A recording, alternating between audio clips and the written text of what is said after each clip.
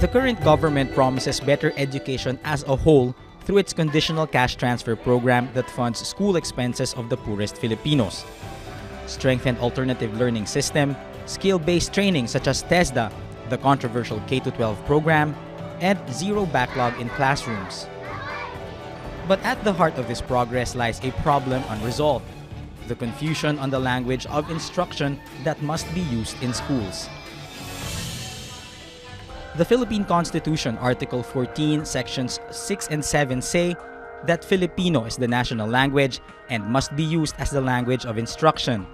But the bilingual education policy that was implemented back in 1974 allegedly sowed confusion in the instruction mechanism in schools.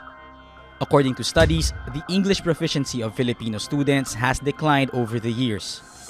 Statistics say only 26%, or a little over a quarter, of 6th graders have a mastery of English, where mastery is defined as obtaining a score of 75% or higher in English. In high school, only 7% of students have mastery of English, and in college, only 2 to 7% of graduates who apply for positions in business process outsourcing or BPOs show English mastery. And even then, they have to undergo another 3 months of training to increase their competence. Such is the plight of the education system, coupled with confusion on the medium of instruction.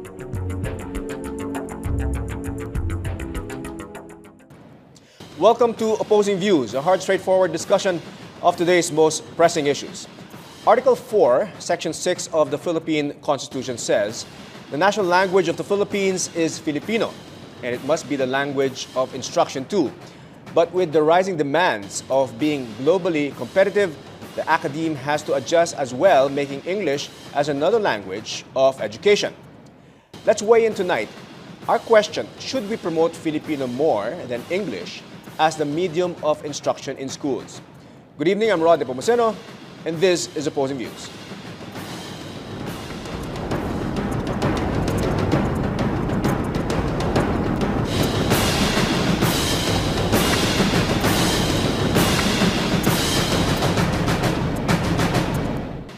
All right, joining us tonight in our discussion is Representative Roman Romulo, Chairman of the House Committee on Higher and Technical Education. Good evening, Congressman. Good evening, Rod. Yeah, can you give us, in 30 seconds, give us a summary of your position in that debate question? You think that Filipino should be promoted more than English in our schools? Well, sa ngayon kasi, Rod, ang kailangan talaga medyo may balance tayong gawin tungkol dito. Because katulad na nabanggit mo sa introduction, talagang kaya tayo may K-12 Because isang concern ng gobyerno ay yung mga students natin na maging competitive, domestically and internationally. Pero tama rin po yung nabanggit niyo sa introduction, meron tayong constitutional mandate na kailangan bigyan ng gobyerno ng promotion yung Filipino as a national language, as a medium of instruction. So may balance po na kailangan gawin talaga.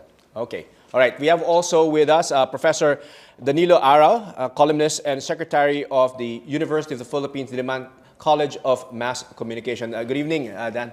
Yeah, good evening, Rod. Yeah, your quick thoughts on the debate question. You think Filipino should be promoted more than English? Well, as a teacher, I believe that Filipino should be given the attention that it really deserves, given that it's the national language, and that this is the medium of communication that's understood by majority of Filipinos. Now, as regards English, it could be taught as a secondary language. We should be producing polyglots or multilingual people, and English could be one of the many languages that could be learned by people, especially now that, as you mentioned a while ago, we are in the process of internationalizing. Right. Okay. Let's start our discussion. It's interesting that when I was asking both of you, and you're saying that Filipino should be the one, and I asked the congressman, and you spoke in Filipino, and you spoke in English. Well, I'm only answering on the basis of the question that you're asking. That's right. That's how my mother taught me anyway. Pero pwede rin naman ako magsalita sa wikang Filipino kung kinakailangan. That's right. Okay. Well, for purposes of our show today, or tonight, rather, we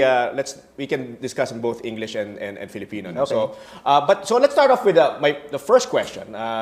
Which one is a better medium? And I'll ask the congressman first, Congressman Roman. Which one is a better medium of instruction, English or Filipino? Well, sa ngayon, Rod, makikita po natin katulad ng experience natin sa UP. sa University of the Philippines, marami po dyan ng mga professors natin, sa totoo lang, in the exercise of their academic freedom, minsan tinuturo nila yung subjects nila in Filipino, meron nagtuturo in English. In fact, kahit ang mathematics, meron na tayong mga teachers sa UP na nagtuturo ng mathematics in Tagalog, in Filipino. Alright, okay. So, ang sagot ko po sa question po niyo, talagang at this point, it's really parang case-to-case basis eh. Ang tingin ko, ang pinaka-importante tingnan kung ano yung pinaka makakapag-communicate tayo na matuturuan yung estudyante. But Congressman, won't that cause more confusion if you're leaving it up to them? Parang let the schools decide. Parang will there be more confusion and no standardization? Ika nga. Sa akin, iba yung usapin na kung pag-uusapan natin na kung kailangan ba na may minimum man lang para may promotion of Filipino as our national language. At iba rin yung usapin kung pag-uusapan natin as a medium of instruction. Kasi kung medium of instruction, ang pinaka-importante po sa atin ngayon ay masigurado na yung ating mga mag-aaral ay competitive. Magiging competitive sila kung may matututunan sila.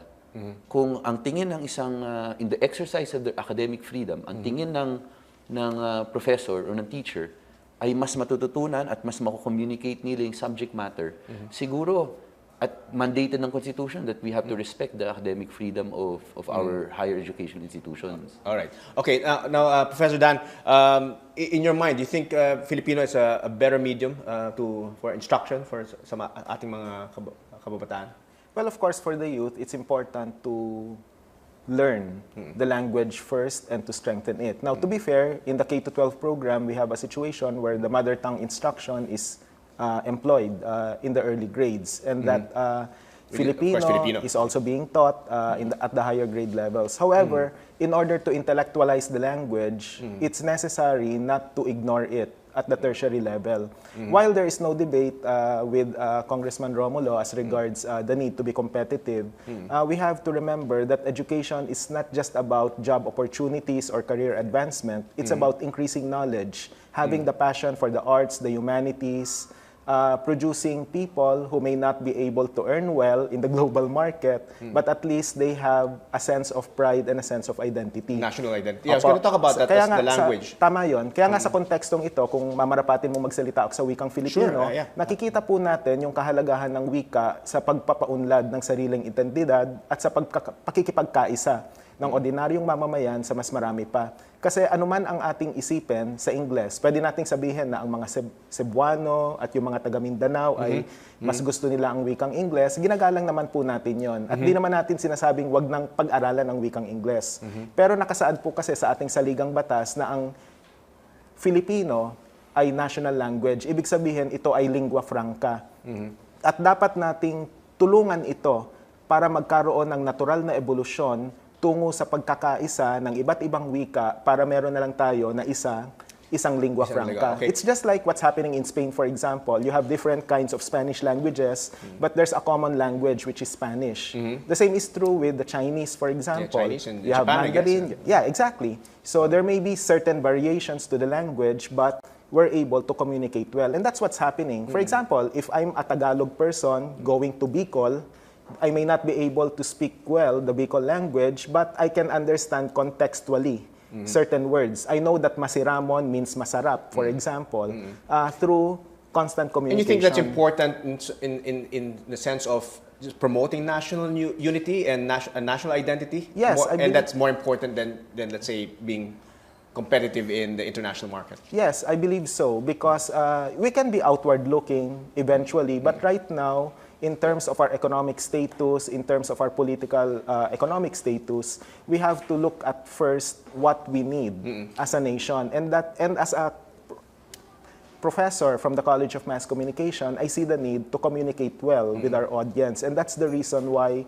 my stand is Filipino should be strengthened all the more. And once we make things optional, whether at the basic education level or at the tertiary education level, people would prefer English more because of the general outward-looking attitude, because that's how the government sees. All right, Congressman Roman, Professor Dan made a good point that the language, at least the Filipino language, is the symbol of unity. No? And he cited examples, of course, Spain, Japan, China, and I think according to his point, We have to make that, establish that first before we even think of having another primary language like English and promoting our, I guess, our citizens to be globally competitive. Sangayon naman ako dun sa nasabi ni ni professor, pero sana maintindihan rin po natin yung problema. Kasi aside from the fact na may concern tayo of promoting Filipino as our national language, meron rin tayong isang concern. At yun naman yung nabanggit mo rin kanina, yung employment. Yung para sa ating mga kababayan. Marami pa rin talaga ang naghahanap ng kanilang employment. Wala akong nakitang problema na balanse yung pag-promote ng pareho. Kasi at the end of the day, sa ngayon po, bilang chairman ng Committee on Higher and Technical Education, pag nakakapag-imbita po kami ng mga teachers, lalo na galing sa probinsya, alam niyo, may common concern talaga eh. Meron silang binabanggit na ang problema nila sa kanilang mga probinsya, sa kanilang mag-aaral, lalo na sa public schools, ay poverty. Talagang nahihirapan yung mag-aaral nila dahil hindi masuportahan ng pamilya at yung support ng gobyerno financially ay minimal naman raw. So hindi natin ma-develop completely. So at the end of the day, kailangan talagang balanse, kailangan sabay natin ma-promote. And I don't think that is impossible. Tingin ko, may pagkakataon tayo, lalo na ngayon, na very active naman po yung academe natin, yung education sector natin, very active ang CHED, and Congress is trying to be as active as it can on this issue para mapag-usapan. Sabay, kailangan may balance po eh. Kailangan sabay talaga ma-promote. I think wala tayong problema. Lahat tayo gusto natin na magkaroon tayo ng national identity, magka-pride tayo sa, mas lalo magka-pride tayo sa ating bansa. Pero kailangan rin natin isipin yung mga nangangailangan rin ng tulong. May ibang concern eh. No, Professor Dan? Well, wala naman pong problema dun sa sinasabi ninyo na yung Ingles ay kinakailangan sa pagtatrabaho, lalo na sa usapin ng pagpasok sa business process outsourcing. Kaya lang ang tanong kasi sa puntong ito, Rod, Congressman, ay ano po ba ang klase ng trabaho na gusto nating ibigay sa ating mga kababayan kung tayo ay parating aasa sa services sector, lalo na sa BPO, napakaliit ng benepisyo na pwedeng makuha ng mga mamamayan natin. Bagamat, aaminin ko, mataas ang sweldo. In fact, yung ibang mga taga-UP ay napupunta rin sa BPO. Ang punto rito, ang klase ng trabaho na dekalidad na dapat na ibibigay natin ay hindi natutugunan ng mabuti ng gobyerno, kaya napipilitan silang pumasok sa BPO. Kung tutuusin po, kung tayo ay magpo-produce ng mga inhinyero, ng mga siyentista, pwede namang palakasin yung ating wika sa pamamagitan ng pagtuturo ng siyensya at ng matematika. At yun yung dapat nating pagtuunan ng pansin. Wala po tayong problema sa sinasabi po ninyong balanse sa edukasyon, kaya lang ang realidad po kasi talaga sa akademya, Congressman, at alam po ninyo ito, kailangan nating magkaroon ng pagkakaisa kung ano yung pangunahing medium ng pagtuturo. Kasi at this point, hindi pa nga, as I understand hindi pa na-establish talaga ang Filipino language in a sense. Yes, that's exactly my point. How old is it? 1935. It was based in Tagalog mainly, di ba? Yeah. But, under Lope K. Santos. Correct. Now, under the Philippine Constitution, what's clear is that the medium of instruction is supposed to be Filipino. Right. However, and I think that's where the challenge in Congress lies, there has to be an enabling law to ensure that Filipino will be the medium of instruction. Even if you have the Constitution, hindi lang basta-basta yan. Because there's a restrictive clause there subject to subject the to provisions provided by law, which is still in existence Now, are at you in present. favor, Professor Dan, are you in favor of a bilingual education policy? Well, we have to look at the definition of bilingualism first. For example, there's nothing wrong with teaching other foreign languages like English, Spanish, or French. When I was in college, I had 12 units of Spanish and 6 units of French. Okay? But as far as teaching the other subjects, my belief is that Filipino should be used. And we've had successful case studies. For example, in the UP Integrated School, where Filipino is used as a medium of instruction, we're able to teach, for example, Ibong Adarna, even at such a very early grade level. And the students there, learn mathematics and science equally, if not much better, than their counterparts in the private schools. Filipino. Using Filipino, exactly. So we're able to do that. Right. So, Congressman Roman, yeah, do you believe, how about you? Do you believe in a bilingual education policy? Rod, before I answer that, I just want to address yung isang nabanggit kasi kanina about yung edukasyon natin, kailangan rin natin i-uplift para yung ating mga mamamayan ay makakuha nung sinasabi natin na mga professional jobs. In fact, ngayon, based on statistics, sa 1.4 million na college graduates natin, both sa private and public education natin, high schools, more or less, ang pumapasok lang ng kolehiyo, kalahati na lang nun, 700,000. And it has been, studies have shown na yung mga bansa na actually nag-implement nung K-12 ay napa-increase nila yung bilang ng mga estudyante nagtapos ng high school na pumapasok sa kolehiyo. Para sa atin, para maingat yung buhay ng ating mga mamamayan, kailangan talaga ay ma-encourage natin silang pumasok ng kolehiyo. Pero nandito po tayo sa issue na nagdagdag tayo ng 2 taon sa K-12, di ba? Actually, 3 years in fact yung sa kinder, pero 2 taon. Alam natin na pag pinag-uusapan, mabigat talaga yan eh. Lalo na sa public schools natin, sa mga mag-aaral sa public schools. Kaya ang ginawa ang nangyayari po dyan, hino-hope natin na bagamat nadagdagan ng 2 taon, ma-encourage natin silang pumasok ng kolehiyo, tapos yung pagdating sa kolehiyo, mababawasan naman yung general subjects na pinapasukan nila para hindi masyadong mabigat at makakuha sila ng mga trabaho na binabanggit ni Professor na mas ma-professionalize talaga, mas hindi yung mga nababanggit natin na hindi naman natin sinasabi na masama yun, pero hindi lang sa BPO sila pupunta, pero talaga mas professional. Mas wide yung mas yung wide options. yung range, yung Alright, options nila. At this point, Congressman, I need to interrupt you.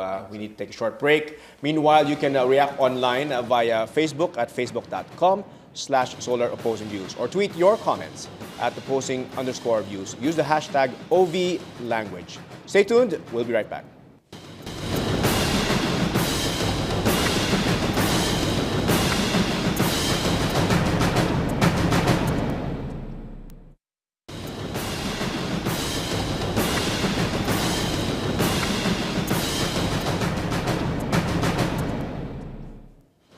Welcome back. You're still watching Opposing Views. I'm Rod Nepomuceno. We have with us Representative Roman Romulo and Professor Danilo Arao.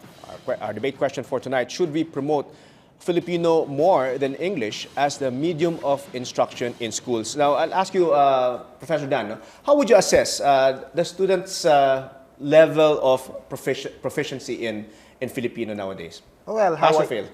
how I wish I could give you statistics. Yeah. Unfortunately, for the national government, we seem to be more preoccupied with English proficiency rather than Filipino proficiency. But if you could look at certain indicators like mastery of the language, it seems that because of the failure to strengthen Filipino, people don't know certain nuances. Many people don't know certain nuances like the use of nang and nang and thou and rao. Not that we're grammar Nazis or anything, but it's just that these types of skills should be taught not just at the basic education level, but at the tertiary level, because the messaging could be affected by the flawed use of the language. And right now, culture should also be taken into account.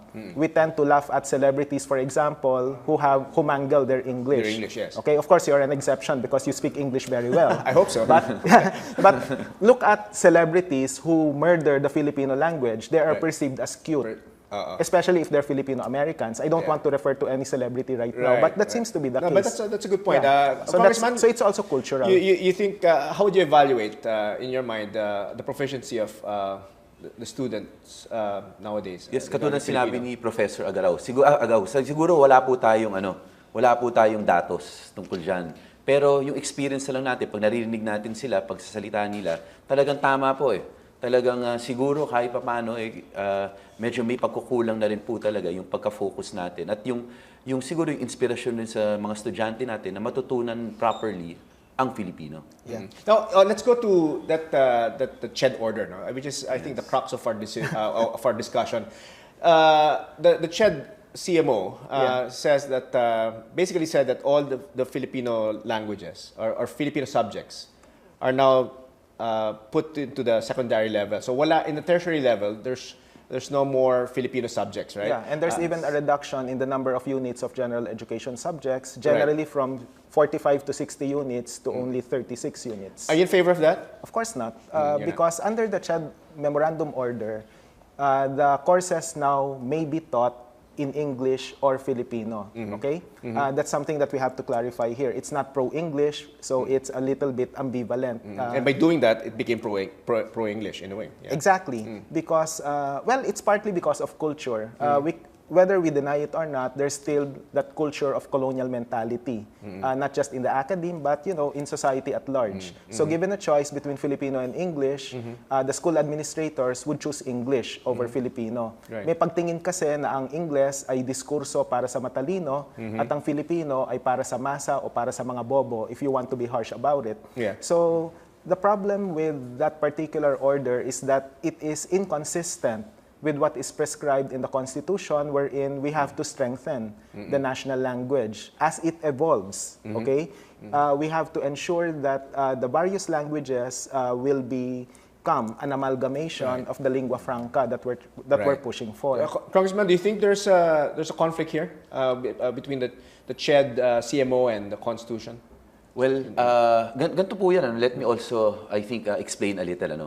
Kasi yung paggawa ng CMO ng CHED, yan po walang kinalaman dyan ng Kongreso. Yan talaga, ang CMO na yan, under the law, kailangan maglalabas ng CMO ang CHED base sa kanilang pagpupulong at pagkukonsulta ng technical panels nila sa mga affected na mga sektor. Ang pagkaintindi ko, during the committee hearings, ay nagkonsulta po yung mga technical panels ng CHED sa iba-ibang mga sektor, katulad nung sektor nila professor, nagkonsulta sila at kaya lumabas itong CMO nila. Pero pagkalabas ng CMO po na yan, dyan po namin narinig sa Kongreso na may mga nagsulat sa amin na sinasabi na nakalimutan na completely ang Filipino sa tertiary level.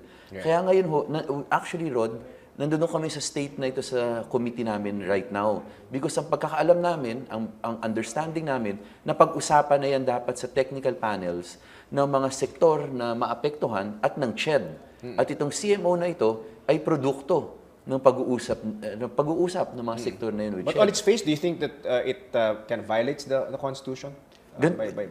Sa parte naman po namin kasi, kung napag-usapan na ng mga sektor na apektado at tingin nila, dahil basically ang ginawa ng CHED at ng DepEd, lahat ng Filipino subjects na dating nasa tertiary level, binabayan sa senior high school. More or less 240 hours ang ituturo na Filipino now sa senior high schools. Lahat po yun, so, dapat na-discuss yun ng mahusay sa mga affected sectors. At yun yung para sa amin, kung natanggap ng mga sektor na tingin nila na hindi kabawasan yun, sino naman po kami? Sila nga po ang mismong nandoon sa sektor na yun na inaalagaan po nila yung party na yun. Professor Dan, your thoughts on that? Well, in terms of process, perhaps the congressman should know that the consultations were there, but they were quite selective. And basically, these are just information dissemination mechanisms, and there's not much room for discourse, question and answer, scrutinizing even the implications of such moves by the Commission on Higher Education. So in terms of process, it's also questionable, and of course, we're also questioning the substance here.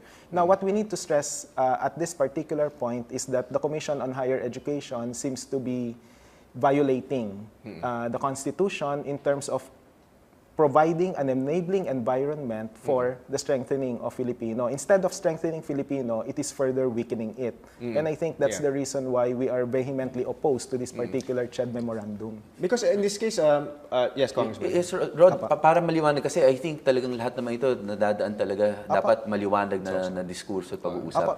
Kasi ang ginawa ngayon po, di ba, under K-12, binaba natin yung general subjects. Dati na nakapaloob yun lahat doon sa college general curriculum. Binaba natin yan. So ngayon, ano yung gusto natin na maibalik sa tertiary level? Will it be Filipino as a subject or will it be Filipino as a medium of instruction? Dalawang antas po yan. Una, two aspects, no? Dalawang antas po yan. Una, yung aspeto ng pagtuturo ng Filipino bilang kurso at ang pagtuturo ng iba't ibang kurso sa wikang Filipino. Yes. Dalawa po yun. Pero kailangan din sigurong i-diin, Rod, total nabanggit na rin lang ni Congressman yung K-12, may batayang fundamental na problema rin dun sa mismong programa na K-12. Hindi lang po ito usapin ng pagpapahaba ng gastusin at ng taon dun sa basic education level, kundi pati na rin sa orientasyon ng edukasyon na gusto natin. Way back during the times of the Greeks, nung ine-establish yung academy at saka yung mga lyceum, I think we should remember that the purpose of education is to deepen the knowledge of individuals. Of course, career advancement is important, but that should not be the panacea or the be-all and end-all of education. Because if you analyze the K-12 program, the main purpose of having many of the general education courses before being put at the grades 11 and 12 levels would be to equip your workforce with the necessary quote-unquote skills and knowledge so that they won't need to go to the college level so that they can be employed right away.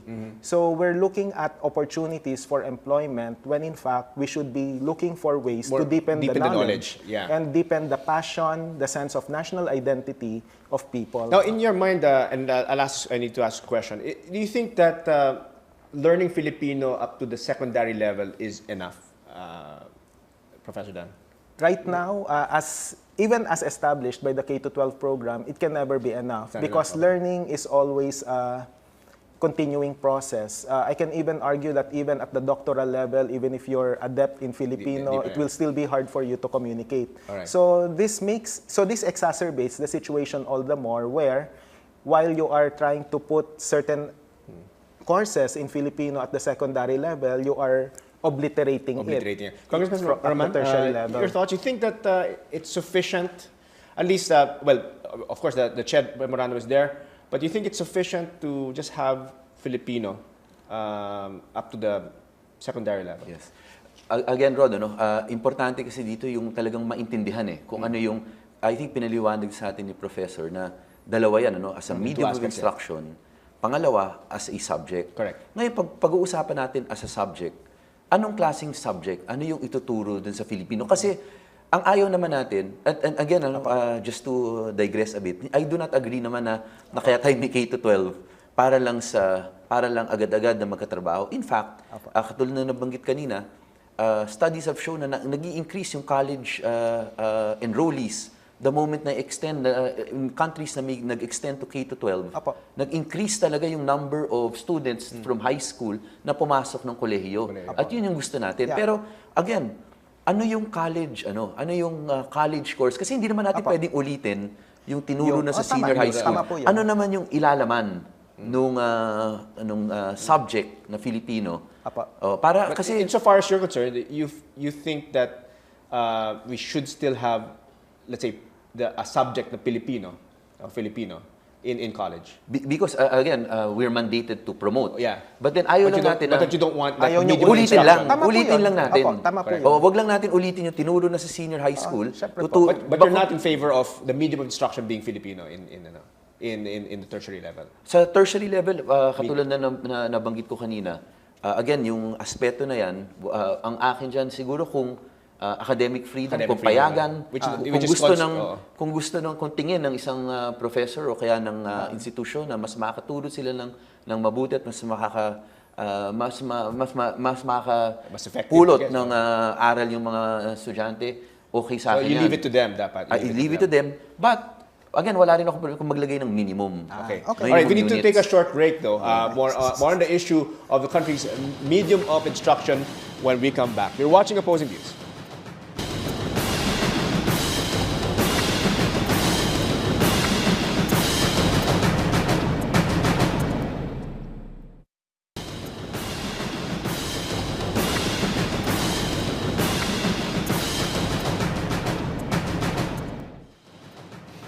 All right, well, welcome back. You're still watching Opposing Views. I'm Rod Nepomuceno.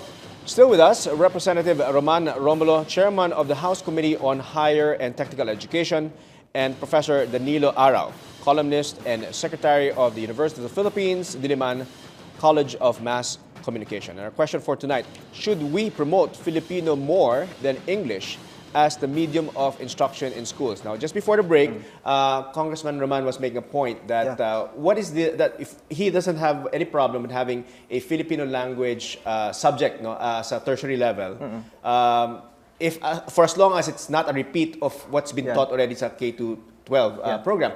You had your own thoughts on that, Professor Dan. Well, first of all, I think faculty member from the Filipino department will be in a better position to talk about it. But nevertheless, since I also write in Filipino and I teach in Filipino for some of my subjects, I could tell you that advanced balaril at orthograpia should be taught there because what is... In the tertiary level? At the tertiary level. Because grammar and orthography should be a continuing, process of learning, even at the tertiary level. Literature, Philippine literature, it's not enough to teach Philippine literature at the secondary level because there are so many bodies of work, particularly contemporary Filipino writers who should be appreciated, whose work should be appreciated well by students. And of course, the fact that semantics are not deeply discussed at the K-12 curriculum, then it should be taught also. So do you think that these subjects that you're mentioning should be mandated or required in the tertiary level? That is your position? Because the CHED is the one that comes up with the general education curriculum. So my assessment is that they should be strengthened and included, and aside from that, Filipino should be used as a medium of instruction. Now, just so you want to push for that the Filipino should be the medium of instruction. Because it's not enough to have 9 units of Filipino, but all the other courses will be taught in a language that's alien to many of us. When you say that, you want it mandated or at least give them the freedom to... It should be mandated, I believe, because once you give people, well, it's like this. We're all for academic freedom. I think we don't.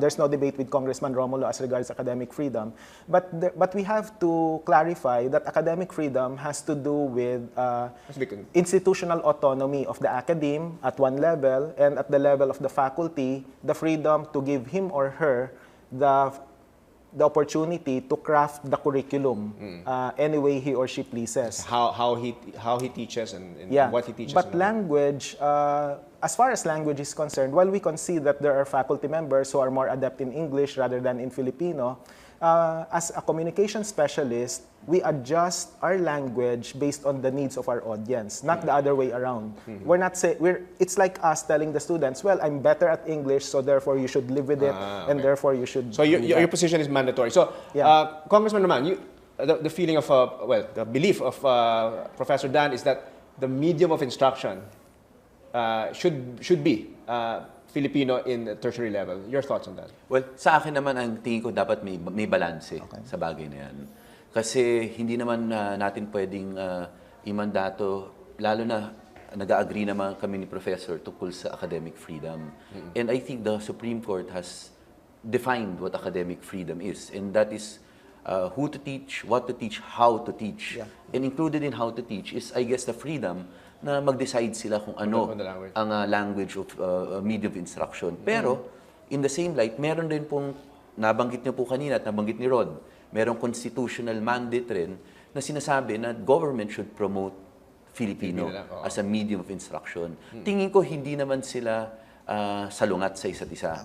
Ang kailangan lang, makahanap lang tayo, yung middle ground. Hindi naman pwede imamandato natin lahat ng subjects, Filipino, ituturo. Pero siguro may middle ground na kung saan pwede nating ma-fulfill at ma-promote yung Filipino as a national language. Ngayon, yung katanungan natin nga kanina, should it be as a subject or pwede bang as a medium of instruction katulad a certain number of units ituturo in Filipino? Will that be promoting Filipino? Is that sufficient? Kasi kung yes, baka naman kaya na nating ma-resolbahan yung problema tungkol sa mga bagay na yan. Alam ko hindi naman ma-resolbahan ngayon. But it's food for thought, even for people who are listening. I think meron tayong mga constitutional mandates na kailangan natin i-fulfill. Yung academic freedom at yung promotion of Filipino. You have to find the balance on that. The balance. Now, okay, I have a question, Congressman Roman, and I'll ask Professor Dan to weigh in. Do you think, I know for a fact that in the House there's several bills requesting or try to promote English or proposing that English should be strengthened. Now, do you think that there's a lesser legislative support for Filipino compared to English? Because there's so many bills about promoting English, and I don't know of any other bill na trying to promote Filipino. No? Kasi for example, we have English-speaking zones in schools, but no Filipino-speaking zones. So do you think that in terms of legislative support, it's biased towards English? Yes. Actually, Rod, Professor, hindi ko alam kung ilan talaga ang mga bills na yan na naka-file promoting English. Pero siguro yung factual scenario naman, sa Committee on Higher and Technical Education, wala pa kami tinitake up na bill tungkol sa pag-promote ng English. In contrast to Filipino po, I think itong buwan pa lang na ito, nagkadalawang hearing na kami regarding Filipino sa tertiary level. So kung promotion or pagdidinig sa concerns, tingin ko naman sa committee ay nakikita naman po na binibigyan po natin ng kalagahan talaga. Yung Filipino. Yung Filipino. In your mind, Professor Dan, do you think that's the case? I think, for example, insofar as legislative support, do you think that medyo may bias towards English rather than Filipino? Well, through the years, and we're not just talking about the term of Congressman Romulo, English has been proposed to be the only medium of instruction at the expense of the national language, which is that concerns you? Yeah, and it concerns me a lot because there is a fundamental flaw even in the way Filipino is looked at. It is being used as a device to drive a wedge between the Tagalog-speaking people like the Manileños and others from Visayas and Mindanao, which should not be the case because when we say Filipino, we look at Filipino as the national language. Tagalog is just one of the many languages that we have right now. Right. As mentioned a while ago, we look at Filipino as lingua franca. If you look at the dictionary, what does lingua franca mean? Lingua franca means common language spoken in a country or in a place where people speak various languages. It's possible. But unfortunately, the government isn't promoting that kind of an enabling environment to ensure that we attain that. To be more concrete about it, there are efforts on the part of the University of the Philippines to promote that lingua franca through, for example, the publication of the UP Dictionaryong Filipino, which I'm sure Congressman Romulo is very familiar with. But these are just efforts of the academe. It's the government that seems to fail to do that, even on the basis of education itself. While I agree that there are countries that implemented K-12 where enrollment in college education became higher, I doubt if that will happen in the Philippines, given that the subsidy to state universities and colleges is decreasing through the years. So without adequate scholarships, I doubt if graduates of K-12 would end up at the college level. Now, on your point, you're saying that you feel that the government is not supporting the lingua franca, yes, which is Filipino. Do you think that's the case, Congressman Roman? Do you think that the government should extend its efforts in promoting our lingua franca, which is, you think that the government is lacking there? I agree completely with that. Yes, we should. I think we should promote it more. We should discuss it more. Find ways in order for us to promote it. That I agree with. But in terms of, you mentioned balance. What is are you saying it's 50-50? I mean, because you're saying dapat i-balance natin. I guess that's where my problem lies when it comes to this. Is that when you say we have to balance Filipino and English, it's a matter of degree now, diba? And when you say balance, to me it's 50-50. But what is the correct balance? Again, case-to-case basis. Simula po ngayon, assuming we begin now, makikita naman natin na siguro may mga subjects na talagang mahirapan pa tayong maituro sa Filipino. So sa ngayon, let us make that as an English medium of instruction. Pero eventually, siguro hindi ko rin po alam, katulad ng mathematics, sa totoo lang po, na nagulat ako na natuturo na talaga siya in Filipino. So as we develop siguro the Filipino language, and as we are able to communicate that better as a means of teaching, then wala akong problema na mag-increase yung Filipino language as a medium of instruction. Hindi lang pa pwede yung biglaan. Sa totoo lang, yung balance na sinasabi ko, sa ngayon, what is more effective for the students and the teachers? Right. As we develop the Filipino language, if it becomes a better alternative, then we should go for for the Filipino language. Well, my concept of balance, this is just very short. My concept of balance would have to do with international schools using English as medium of communication or instruction. That perhaps we can concede. But for many universities, colleges, and schools wherein Filipinos are mainly the enrollees, then we have to make sure that Filipino is it's skewed towards Filipino. It's skewed towards All right. We need to take a short break. Don't go away. When we come back, the results of our online poll on the issue and the final words of our guests. Stay tuned. You're watching Opposing Views.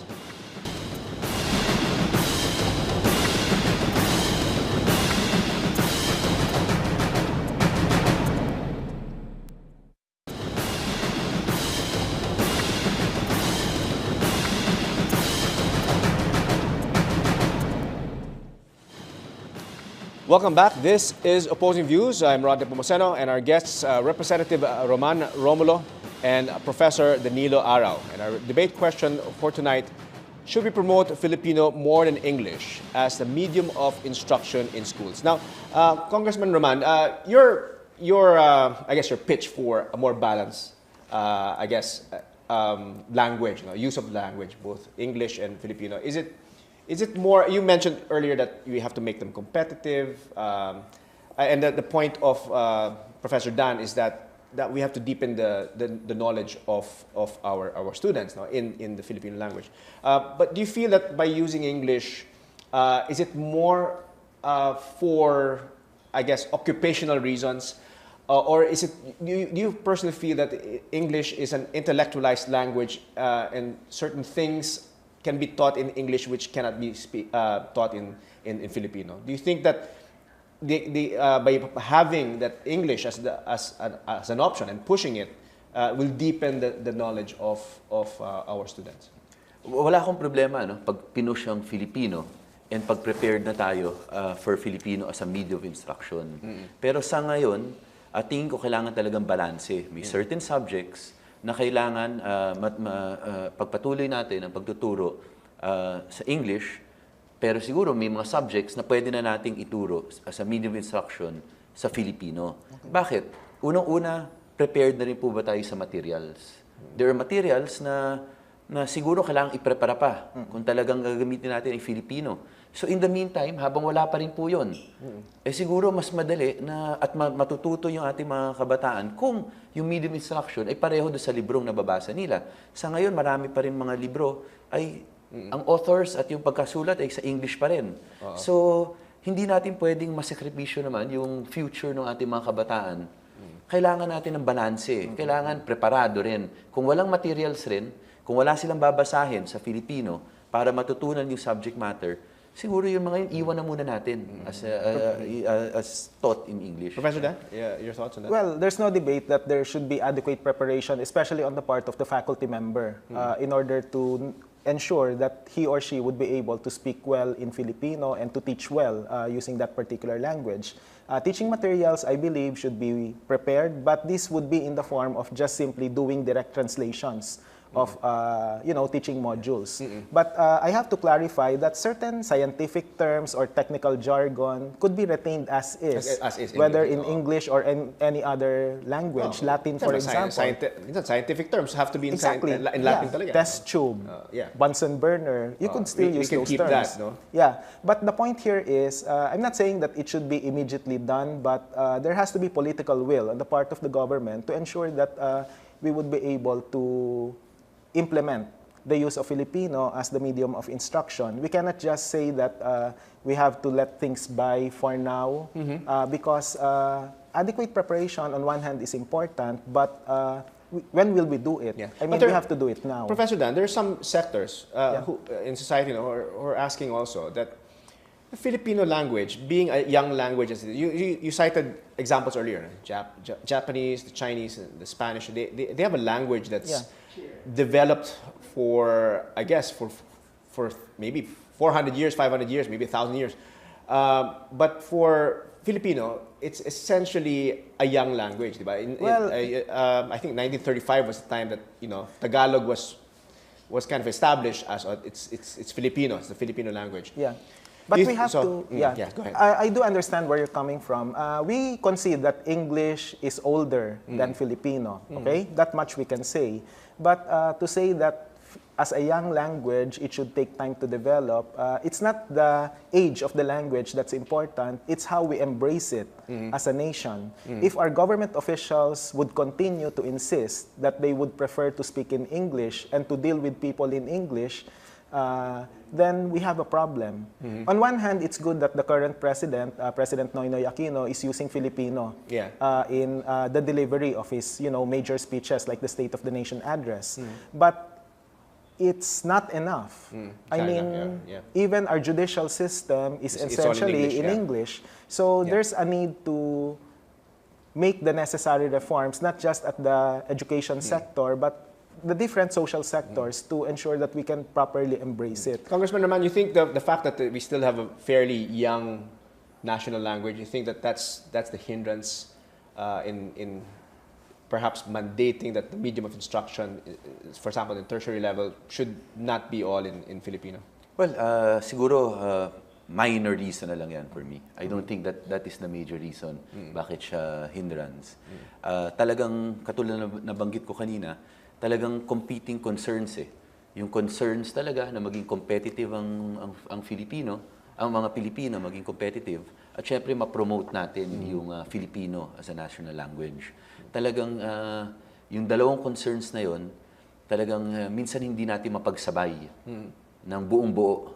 Talagang may degrees na may mauuna, may talagang sa ngayon, yun talaga siguro ang main hindrance. Do you think though that we need, and we're about to wrap up now, but do you think there should be a really strong government campaign, for example? Because there seems to be a split, no? Yes. People are, and let's face it, if you're speaking English, you're kind of high class or in the higher level.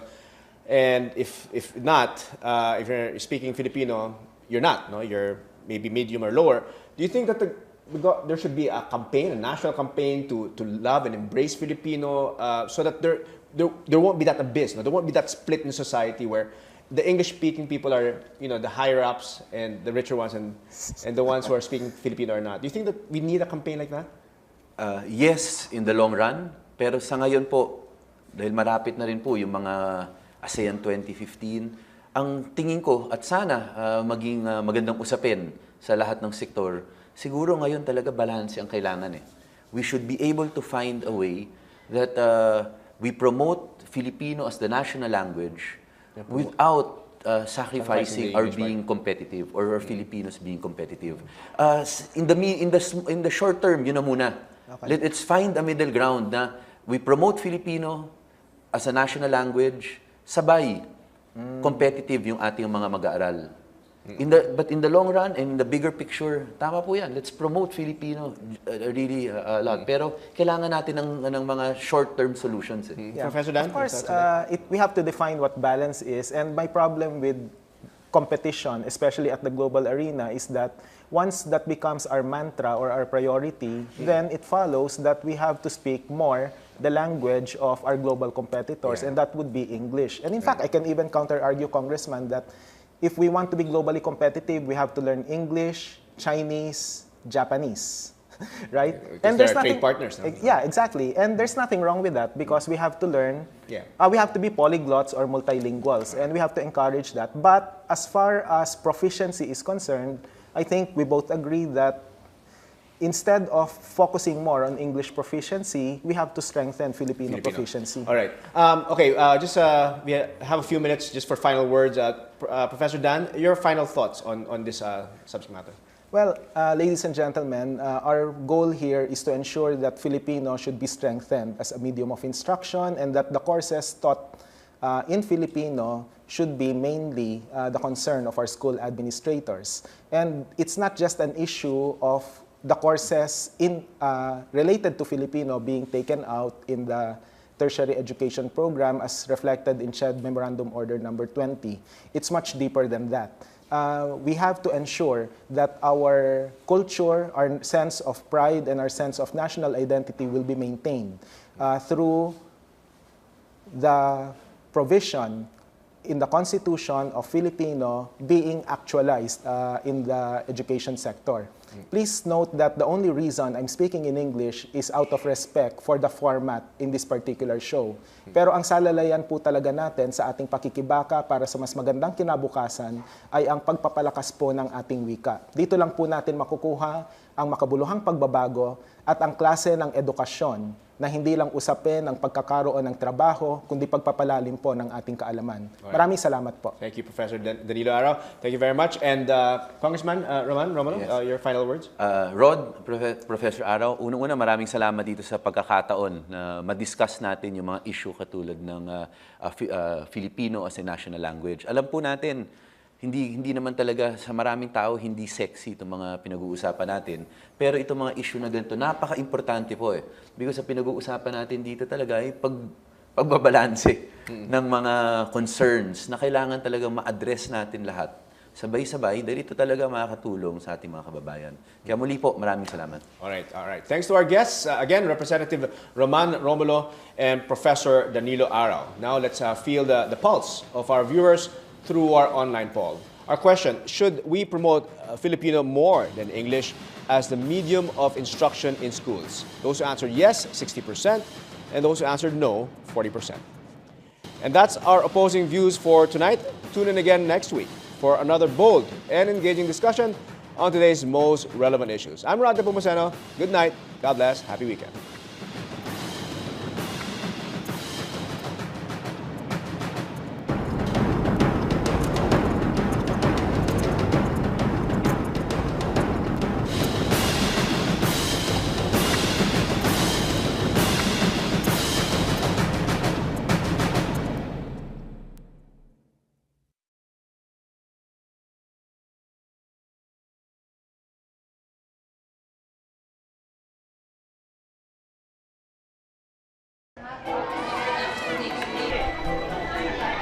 The current government promises better education as a whole through its Conditional Cash Transfer Program that funds school expenses of the poorest Filipinos. Strengthened alternative learning system, skill-based training such as TESDA, the controversial K-12 program, and zero backlog in classrooms. But at the heart of this progress lies a problem unresolved: the confusion on the language of instruction that must be used in schools. The Philippine Constitution, Article 14, Sections 6 and 7 say that Filipino is the national language and must be used as the language of instruction.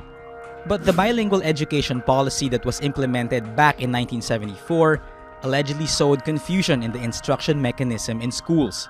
As regards English, it could be taught as a secondary language. We should be producing polyglots or multilingual people, and English could be one of the many languages that could be learned by people, especially now that, as you mentioned a while ago, we are in the process of internationalizing. Right. Okay. Let's start our discussion. It's interesting that when I was asking both of you, and you're saying that Filipino should be the one, and I asked the congressman, and you spoke in Filipino, and you spoke in English. Well, I'm only answering on the basis of the question, that you're asking. That's right. That's how my mother taught me anyway. Yeah, Pero pwede no. rin naman ako magsalita sa wikang Filipino kung kinakailangan. That's right. Okay. Well, for purposes of our show today, or tonight, rather, we can discuss in both English and Filipino. No? Okay. So let's start off with the first question. Which one is a better medium? And I'll ask the congressman first. Congressman Roman, which one is a better medium of instruction, English or Filipino? Well, sa ngayon, Rod, may kita po natin katulad ng According to studies, the English proficiency of Filipino students has declined over the years. Statistics say only 26%, or a little over a quarter, of 6th graders have a mastery of English, where mastery is defined as obtaining a score of 75% or higher in English.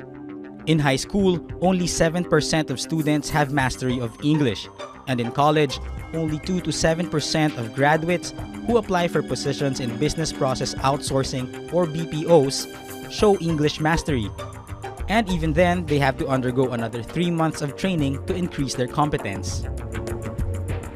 Such is the plight of the education system, coupled with confusion on the medium of instruction.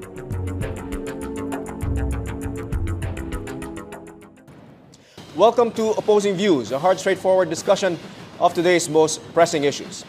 Article 4, Section 6 of the Philippine Constitution says the national language of the Philippines. Kasi tayong gawin tungkol dito. Because katulad na nabanggit mo sa introduction, talagang kaya tayo may K-12 Because isang concern ng gobyerno ay yung mga students natin na maging competitive domestically and internationally. Pero tama rin po yung nabanggit niyo sa introduction, meron tayong constitutional mandate na kailangan bigyan ng gobyerno ng promotion yung Filipino as a national language, as a medium of instruction. So may balance po na kailangan gawin talaga. Okay. All right. We have also with us Professor Danilo Arao, columnist and secretary of the University of the Philippines, Diliman College of Mass Communication. Good evening, Dan. Yeah, good evening, Rod. Yeah, your quick thoughts on the debate question. You think Filipino should be promoted more in English? Well, as a teacher, I believe that Filipino should be given the attention that it really deserves, given that it's the national language, and that this is the medium of communication that's understood by majority of Filipinos. Now, is Filipino, and it must be the language of instruction too. But with the rising demands of being globally competitive, the academe has to adjust as well, making English as another language of education. Let's weigh in tonight. Our question, should we promote Filipino more than English as the medium of instruction in schools? Good evening, I'm Rod Nepomuceno, and this is Opposing Views.